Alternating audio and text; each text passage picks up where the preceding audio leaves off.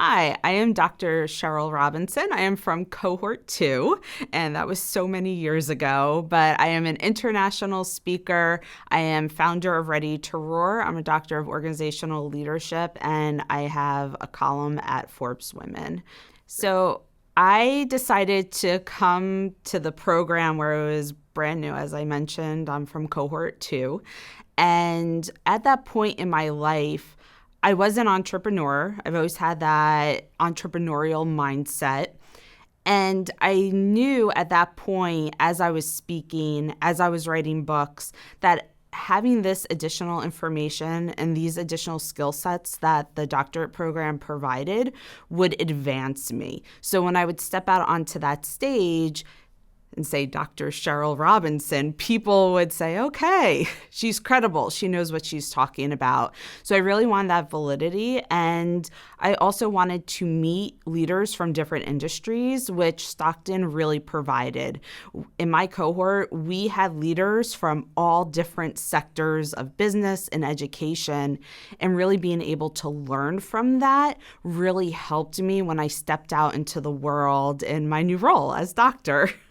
My cohort was a second family to me. And what the Stockton directors did and what my classmates allowed was for me to really be who I am. They shined a spotlight and they encouraged us to be who we wanted to be. What did that future us look like? And for us to step into it in that program, in a safe space during our class time. And that really helped, knowing that people encouraged me in whatever I was doing at that moment. And again, going back to that safe space, that's what I needed at that time. All right, I know everyone is online currently, but when we were in person, I loved the activities that we did. I'm a very kinetic learner, so having that touch and feel along with the visual aids and the audio really enhanced it. And my favorite thing was when we did the Lego bridge, because I feel that it doesn't matter at what age you're at, playing with Legos helps you learn. And we were able to build this bridge. It was a whole group activity, but Legos literally helped us in the leadership program for that activity. And that was just one example, but having those hands-on activities really drove the points home. My dissertation research was on the art of pivoting, how individuals successfully pivot in their careers. And why I wanted to do that was with my column at Forbes, I highlight women who successfully pivot in their career. And through the dissertation, I was able to go a step further with my research. I was able to ask my participants those questions that I'm not necessarily allowed to or feel comfortable enough asking during my column interviews. And I had pivoting before the pandemic. The pandemic totally stole my word, but it was a completely emerging topic, and I really wanted to be a trailblazer in that space. And the dissertation allowed me to do that. And I was able to come up with 3 core themes to successfully pivoting in your career. The first one is having self-confidence. The second is being able to take that risk, having that self-confidence to take the risk. And 3 is networking. How do you utilize your network in order to advance you to where you want to be? The biggest thing is it has given me that self-confidence, really. I was able to develop it fully in the program. I always tell people that I could be who I really am. I didn't have that professional, political, image of myself that you have to be in meetings, and I could just be the leader that I was meant to be.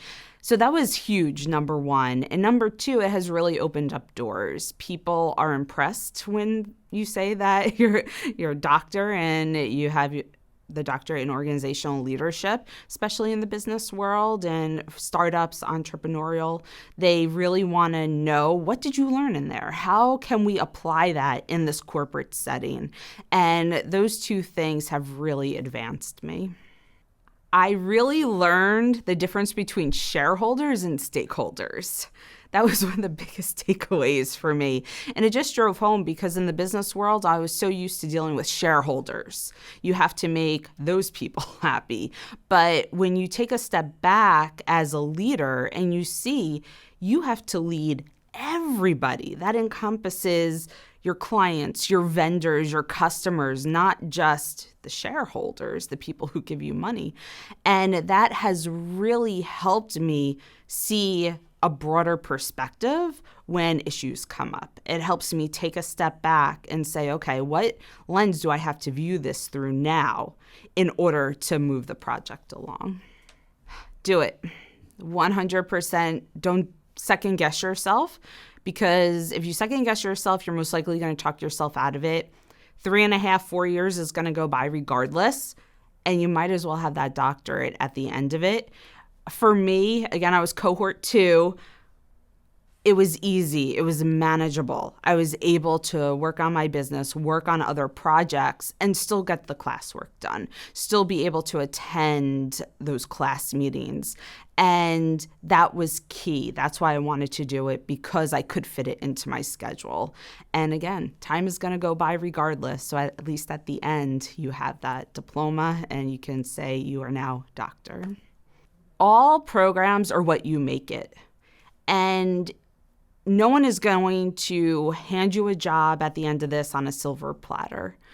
No one is going to give you that promotion on a silver platter. You have to go out and do it yourself. So if you come into this program thinking, all right, I'm going to meet these awesome people, I'm really going to do whatever it takes to learn as much as I can and get the most out of it, you're going to have a great experience. But if you're thinking you're just going to sit on the sidelines and not participate, it's going to go a different way. So coming into the program, just make sure your whole heart is in it and that you want to get the best out of the program.